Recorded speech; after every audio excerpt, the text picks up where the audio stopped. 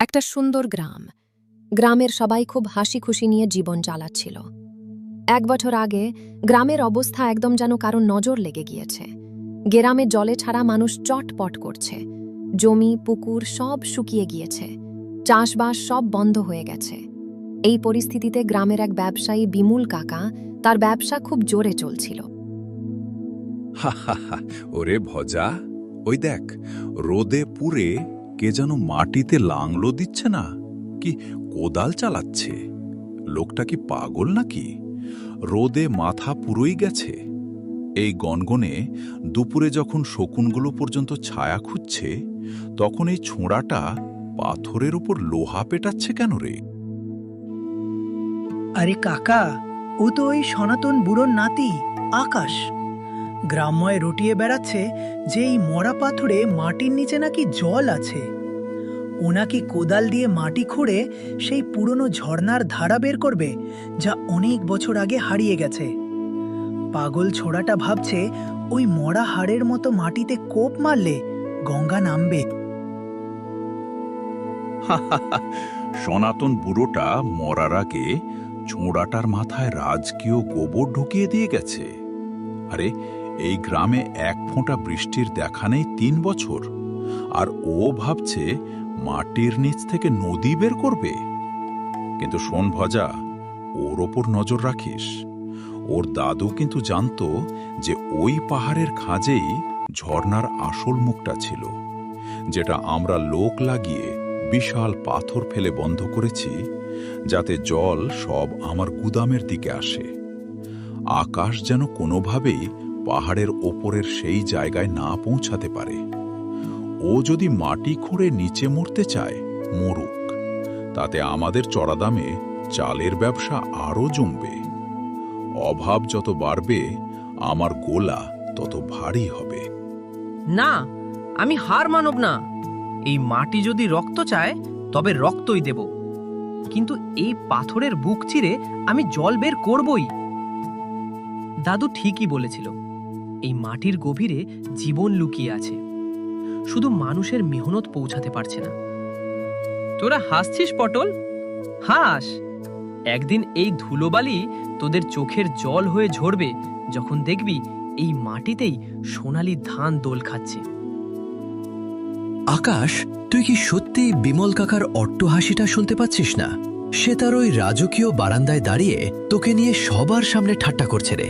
গ্রামবাসী বলছে তুই নাকি তোর দাদুর বলা কোনো রূপকথার গল্প শুনে এই তপ্ত রোদে নিজের আয়ু কমিয়ে ফেলছিস।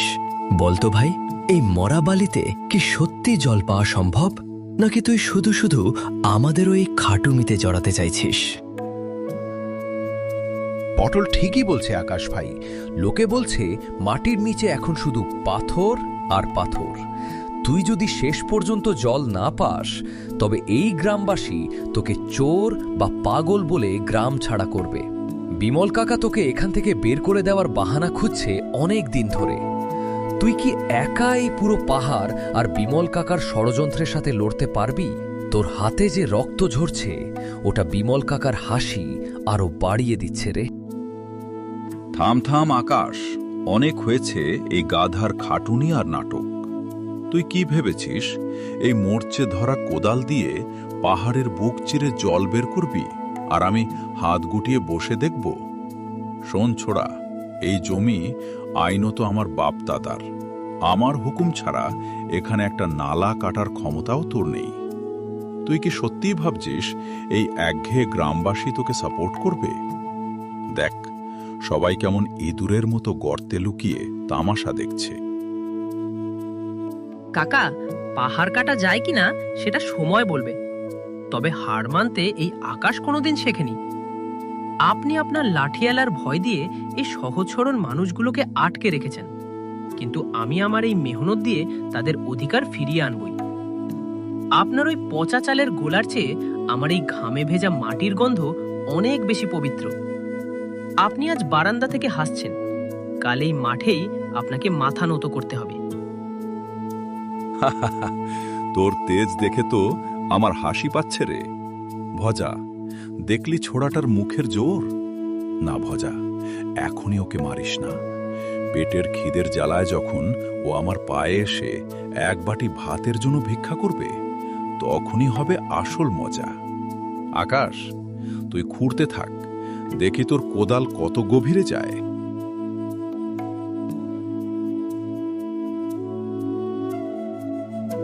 পটল, নীলু, এদিকে আয়। দেখ, এই বড় বড় পাথরগুলো প্রাকৃতিকভাবে এখানে পড়েনি। এই দেখ, পাথরের গায়ে লোহার রডের গভীর দাগ আর মানুষের জুতোর ছাপ। কেউ ইচ্ছা করে এই ঝর্ণার মুখটা বিশাল পাথর দিয়ে বন্ধ করে দিয়েছে, যাতে নিচে জল না যেতে পারে। মাটি তো শুকায়নি রে নীলু, মাটির টুটি চিপে ধরা হয়েছে, যাতে আমরা তৃষ্ণায় ছটফট করি আর বিমল কাকার থেকে চড়া দামে চাল কিনি। বলিস কি আকাশ ভাই, এটা কার কাজ হতে পারে? জল বন্ধ করে দেওয়া মানে তো একটা পুরো জীবন্ত গ্রামকে তিল তিল করে খুন করা। যে মানুষ এটা করেছে সে তো শয়তানের চেয়েও অধম। আমরা কি এই বিশাল পাথরগুলো সরাতে পারবো? আমাদের তো কোনো যন্ত্র নেই। আমার মনে হয় আমি জানি এটা কার কাজ। কাল গভীর রাতে যখন সবাই ঘুমে আচ্ছন্ন, তখন আমি বিমল কাকার কিছু বিশ্বস্ত লাঠিয়ালকে পাহাড়ের দিকে বড় বড় দড়ি আর লোহার শাবল নিয়ে যেতে দেখেছিলাম। আমি ভেবেছিলাম ওরা হয়তো শিকারে যাচ্ছে, কিন্তু এখন বুঝতে পারছি ওরা আমাদের জীবনের টুটি চেপে ধরতেই এখানে এসেছিল। আকাশ, আমাদের এখনই কিছু একটা করতে হবে।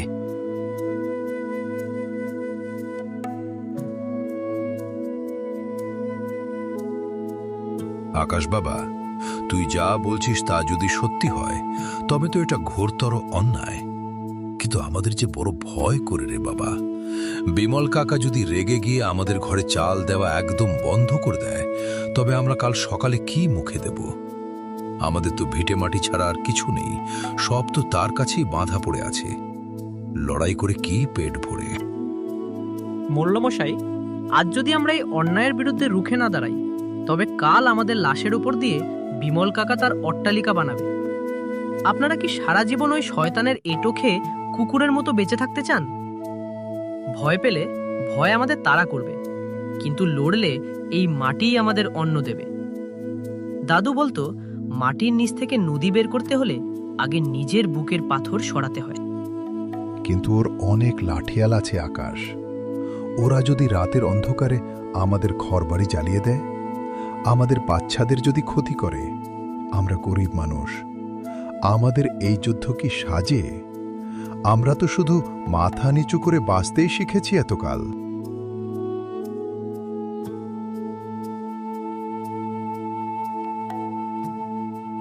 হা হা হা, উফ, হাত দুটো মনে হয় অবশ হয়ে আসছে, নখগুলো ফেটে রক্ত বেরোচ্ছে। কিন্তু না, আমি থামবো না। ওই নিচে গ্রামের ক্লান্ত মায়েদের মুখগুলো ভেসে উঠছে, যারা এক ঘটি জলের জন্য মাইলের পর মাইল হাঁটছে। এই বিশাল পাথরটাকেই সরাতে হবে। বিমল কাকা ভেবেছে সে পাথরও চাপা দিয়ে নদীকে আটকে রাখবে। সে জানে না, মেহনতের আগুনে পাথরও একদিন গলে জল হয়ে যায়। দাদু, তুমি আশীর্বাদ করো, আমি যেন সফল হই। আকাশ ভাই, তুই একটু জিরিয়ে নে রে। তোর সারা শরীর ঘাম আর রক্তে একাকার হয়ে গেছে। আমি আর নীলু নিচে থাকতে পারলাম না, তুই এখানে একা লড়বি আর আমরা ঘরে বসে ঠান্ডা ছায়ায় ঘুমাবো? না আকাশ, আজ থেকে অলস পটলও তোর সাথে। দে, ওই ভারী পাথরটা সরাতে আমার কাঁধও আজ তোকে সাহায্য করবে। হ্যাঁ আকাশ ভাই, আজ থেকে আমরা তোর সাথে আছি। বিমল কাকার ভয় আমরা আজ থেকে ত্যাগ করলাম। যদি মরতে হয় তবে বীরের মতোই মরব, তবু ওই শয়তানের গোলাম হয়ে আর থাকব না। আকাশ ভাই, তুই একটু জল খেয়ে নে, বাকিটা আমরা দেখছি। পটল, নীলু, তোরা এসেছিস? আমি জানতাম তোরা আসবি। আজ এই পাহাড় কাঁপবে আমাদের একতায়। দেখিস, পাথর সরবেই।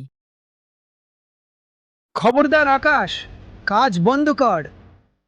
বিমল কাকার কড়া হুকুম, কেউ এই পাহাড়ে হাত দিতে পারবে না। অনেক হয়েছে তোর নেতাগিরি, এবার আমাদের হাতের লাঠির স্বাদ খেলে সব হিরোগিরি ছুটে যাবে। এই মাটি বিমল কাকার, আর পাহাড়ের এই পাথরও তার। সরে যা বলছি, না হলে এই কোদাল দিয়েই তোকে পুঁতে দেব। ওরে শয়তানের দল, তোরা কি চাস আমরা সবাই না খেয়ে মরে শ্মশান হয়ে যাই? তোদের কি নিজের বাবা মায়ের কথা একবারও মনে পড়ে না? ওরাও তো এই গ্রামেরই মানুষ। তোরা আমাদের দেহটাকে মারতে পারিস, কিন্তু আমাদের বুকের ভেতর যে জেদ জন্মেছে তাকে মারার ক্ষমতা তোদের নেই। পটল, ওদের সাথে কথা বলে লাভ নেই, ওরা টাকার গোলাম।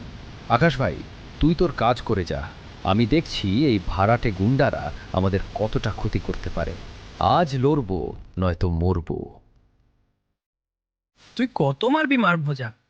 আমার পিঠে চামা শক্ত, কিন্তু আমার জেদ তার চেয়েও বেশি শক্ত। এই পাথরটা আজ নড়বেই। তোদের লাঠির চেয়ে আমার দাদুর সত্য অনেক বেশি শক্তিশালী। মার, যত পারিস মার, কিন্তু পাথর না সরিয়ে আমি এখান থেকে এক চুল নড়ব না। আকাশ ভাই, তোর রক্তে মাটি ভিজে যাচ্ছে। ওরে কুত্তার দল, তোরা একজন নিরস্ত্র পরিশ্রমী মানুষকে পেছন থেকে মারছিস। ধরো পটল, আজ যদি আমাদের রক্ত দিয়ে এই পাহাড় ভেজাতে হয় তবে তাই সই, কিন্তু এদের 1 ইঞ্চি জমিও ছাড়ব না। আকাশ ভাই, তুই থাম ভাই, তুই একটু সরে বস, তোর হাত দিয়ে অঝরে রক্ত পড়ছে। নীলু, তুই আকাশকে ধর, আমি দেখছি এই শয়তানগুলোকে আজ কিভাবে গ্রাম থেকে তাড়াতে হয়।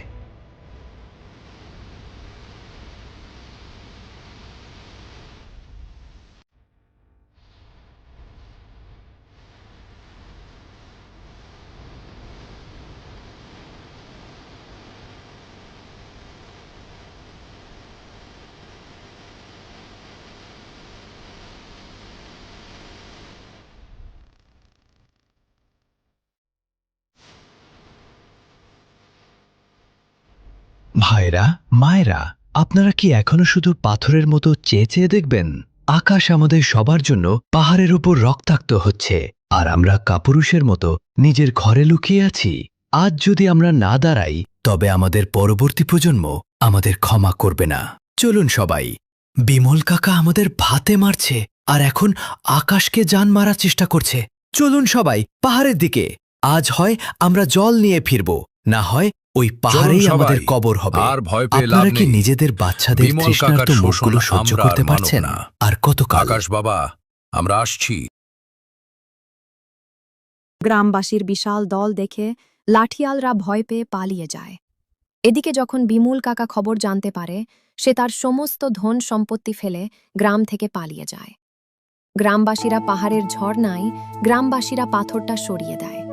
এরপর কেটে গেল কয়েক মাস। এখন আর খালি মাঠ নেই, এখন সমস্ত মাঠ সবুজে ভরে, চারিদিকে শুভজে ভরা।